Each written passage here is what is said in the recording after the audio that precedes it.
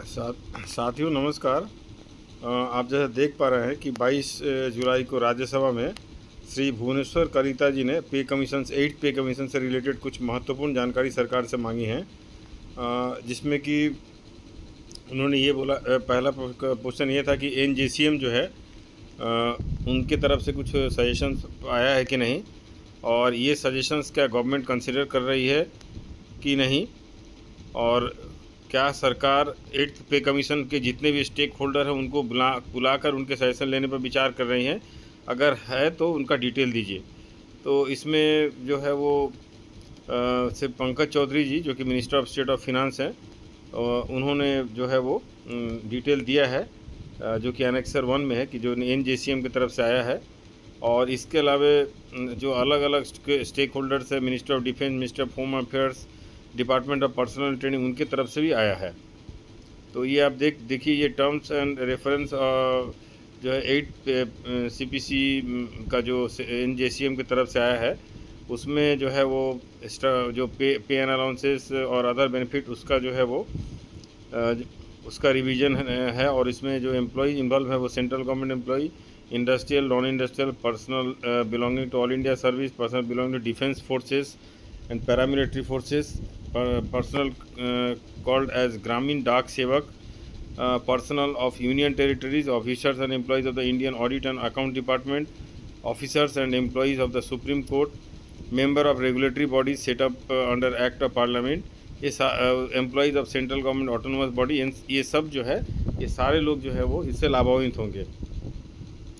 और एक कॉम्प्रिहेंसिव पे पैकेट जो है सेंट्रल गवर्नमेंट एम्प्लॉय के लिए 1/1/2026 से जो है वो बनाने का जो है काम इस 8 सीबीसी के पास है। और ये 8 सीबीसी ये भी एग्जामिन करेगा पे structure, benefit, facilities, retirement benefit, welfare matter, और वो इस तरह से किया जाएगा जिससे कि एक डिसेंट और डिग्निफाइड लिविंग वेज हो पाए। एक जो हमारे सेंट्रल गवर्नमेंट के एम्प्लॉय हैं उनका जो है जीने का स्तर में सुधार हो। और ये सारा कुछ जो है वो 15th इंडियन लेबर कॉन्फ्रेंस के रिकमेंडेशन को ध्यान में रख के किया जाएगा। और इसमें 8 सीबीसी ये भी कंसीडर करेगी कि लेवल 1 का जो है लेवल 2 और लेवल 3 और के साथ मर्ज हो, और लेवल 4, लेवल 5 और लेवल 6 के साथ पे स्केल मर्ज हो। एमएससी स्कीम जो है वो उसको भी जो है फिर से इसमें डिफ़ाइन किया जाएगा। आईआर कुछ दिया जाए, इंटरिम रिलीफ जो है दिया जाएगा कि नहीं, इस पर भी विचार अभी ये 8 पे कमीशन विचार करेगी। परसेंटेज ऑफ डीए कितना होगा मर्जर के बाद, ये देगी। और 7 सीबीसी में जो बहुत सारे एनामोलीज़ हैं, उस एनामोलीज़ को भी जो है इसमें विचार किया जाएगा कि उस एनामोली से को भी इसमें दूर करके और उसका रिकमेंडेशन जो है किया जाएगा। एग्जिस्टिंग रिटायरमेंट बेनिफिट जैसे पेंशन, डीसीआरजी, फैमिली पेंशन और restoration of commutation portion after 12 years, इस पर भी विचार किया जाएगा।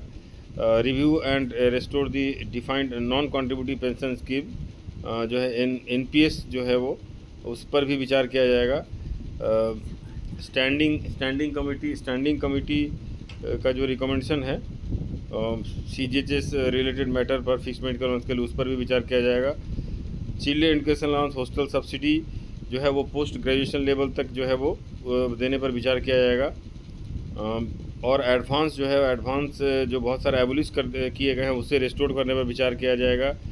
तो ये रिस्क और हार्डशिप अलाउंस जो है वो सभी रेलवे के कैटेगरी एम्प्लॉय को मिले, इस पर भी विचार किया जाएगा। और जो हैजर्डस जो वर्क करते हैं डिफेंस सिविलियन एम्प्लॉई, जिसमें manufacture of ammunition, chemical, explosive etcetera है, उनके कंपनसेशन पर भी विचार किया जाएगा। तो ये सारे बहुत सारे जो है डिटेल इसमें है, जिस पर ये 8 सीबीसी विचार करेगी। तो ये एक अहम जानकारी है 8 सीबीसी के लिए, जो कि हम अपने जितने भी सेंट्रल गवर्नमेंट के एम्प्लॉई और हमारे बंधु हैं, मैं उनके सामने शेयर कर रहा हूँ। नमस्कार।